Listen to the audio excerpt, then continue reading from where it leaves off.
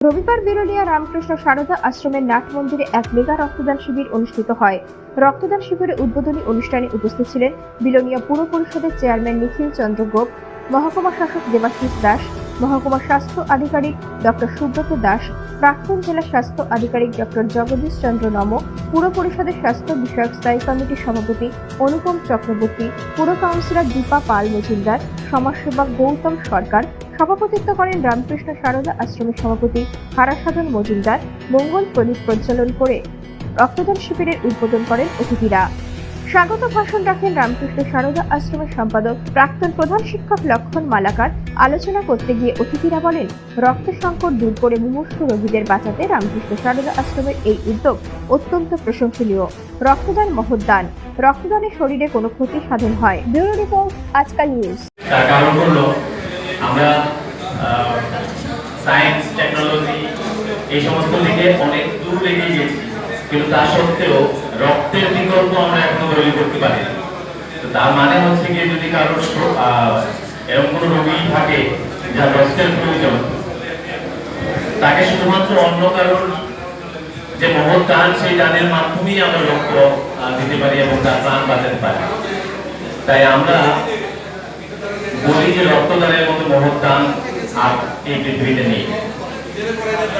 যদি কেউ ভাবেন যে রক্ত আমার শরীরের এক ব্যাগ রক্ত আমি দিয়ে দিচ্ছি, আমার অনেকটা ক্ষতি হয়ে যাচ্ছে, আসলে সেটা নয়। তার কারণ হচ্ছে, আমি যদি কারো রক্ত দান নাও করি, তাহলেও রক্ত আমাদের 120 দিন পরে পরে নষ্ট হয়ে যাচ্ছে শরীরে। আর ভগবান যিনি আমাদেরকে বানিয়েছেন, উনি, আমি জানি না কি আশ্চর্য ওনার সৃষ্টি, উনি আমাদের শরীরে যতটা রক্ত প্রয়োজন তার থেকে 25% বেশি দিয়ে আমাদেরকে বানিয়েছে।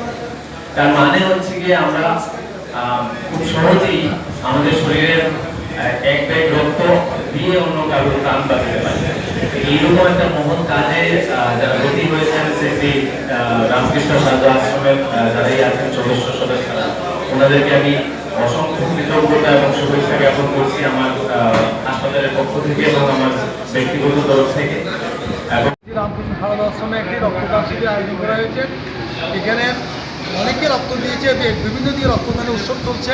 তথাপি আমাদের রামকৃষ্ণ আশ্রমের প্রতি অনেকে সহযোগিতার পরিচয় দিয়েছেন। এই পর্যন্ত প্রায় 20 জনের কাছাকাছি আমাদের রেজিস্টার হয়েছে এবং যারা রক্ত দিয়েছেন তাদেরকে আমরা আন্তরিকভাবে শ্রদ্ধা এবং শুভেচ্ছা জানাচ্ছি, কৃতজ্ঞতা জানাচ্ছি।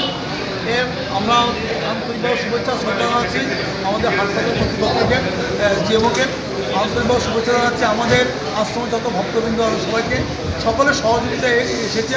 আমরা ইলেকট্রনিক মিডিয়া ভাই বন্ধুদের সহযোগিতা জানাচ্ছি। আজকে উপস্থিত ছিলেন পুরপিতা শ্রী নিখিল গোপ মহোদয়, অনুভব Chakraborty, standing committee chairperson health এবং এডুকেশন। উপস্থিত থাকার কথা ছিল জেলা সভাধিপতি দীপক দত্ত মহোদয়ের।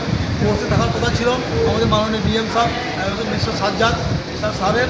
আমরা আসতে পারেনি, একটু আগে টেলিফোন করেছেন। জেলা সভাধিপতি আসতে আসতে আরও প্রায় 50 মিনিটের মতো সময় লাগবে। উনি